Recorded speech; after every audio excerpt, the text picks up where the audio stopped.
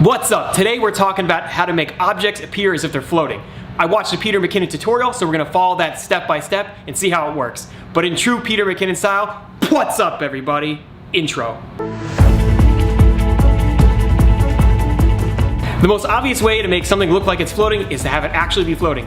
You could throw something up in the air and take a few hundred shots. Hopefully you get that perfect shot, but that's time consuming because you have to take all the photos and then review all of them looking for the best one. Today we're going to follow Peter McKinnon's tutorial to make it look like an object is floating. And you only need a few things to accomplish this goal. We're going to use fishing line, command hooks, and a little bit of painter's tape just to make sure everything stays together. We're going to take that fishing line, we'll thread it around the command hook, and then we'll hang that from the ceiling. And now we're going to attach our object. Pull on it, tug it, make sure that it's in place. Now we're going to take the photos. Jamie's going to look as if she's throwing the ice cream container into the air. I'm going to try and limit myself to 10 photos because it sort of defeats the purpose if I just take 100 right now. Then I'm going to look at 100 different ones that I want to use. Okay, now to the photos. Alright, now what we're going to do is pull the images into Lightroom. So I have 5 that I really liked. So we'll drop them into Lightroom and make our adjustments. I narrowed this down to 5 different pictures, so we're going to check them out. I like this one. Peter McKinnon ranks them. I only have 5 here, so we're just going to go through real briefly.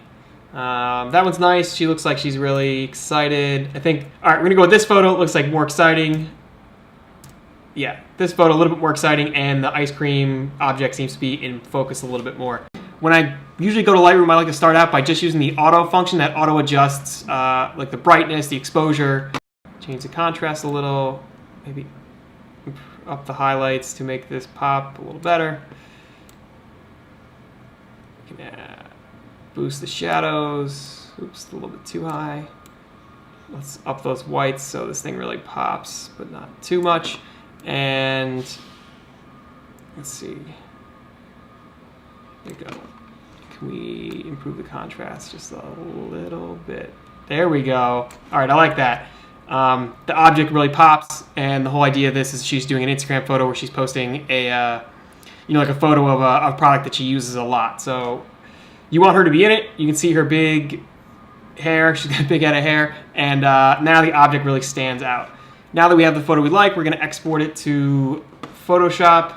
So now we're opening up Photoshop, and let's take a look. Now that we have Photoshop open, we're going to try and make this fishing line disappear. I thought this would take a lot of know-how about Photoshop, but all we're going to use is one tool, and it's going to be the Band-Aid tool.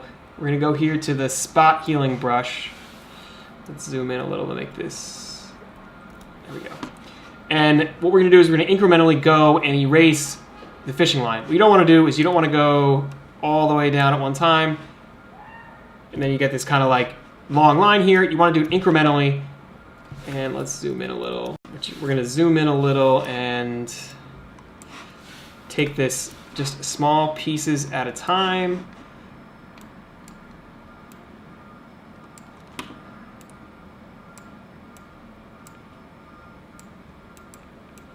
You can already see that the fishing line is starting to disappear right here. And you can already see that it's already starting to disappear right here. So we're in good. Let's just go a little bit more. And what it seems like is the smaller increments you do this, the better that it's actually going to look. So we're going to zoom in a little and try and really lose some of this. So right now we have contrasting between her skin color and her dark hair. So the best way that we can fix that is we're going to make the brush size a little bigger, and that should hopefully help us. There we go. Peter McKinnon's computer is way faster than mine. He doesn't have any of the waiting time, or he's cut his video really well. Here we go. Save in 100%. Let's save this to our desktop.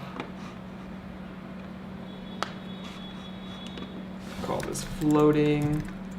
All right, so here is your before and after pictures. You can see we brightened it up a little bit more, our yellows, the oranges. We did some contrast here on the ice cream container, and we got rid of the fishing line. So this is actually what it looks like finished. Pretty amazing. I followed Peter McKinnon's video, and usually when I do these things, it doesn't work out too well. This seems like it worked out really well. It's hard to tell the difference between the 2 photos. Yeah, so that really worked out well. Thank you to Peter McKinnon for putting up the tutorial. and shown us how really easy it was. All we did was use basically one tool in Photoshop, in addition to Lightroom, where we just messed with some of the colors, some of the contrast, and stuff like that. Very simple, very basic. Hopefully this shows you that it's pretty easy to do this and accomplish kind of like a unique looking photo. As always, if you guys like these videos and you want to stay up to date on the latest content, don't forget to hit that subscribe button, ring the bell. I will see you guys next week.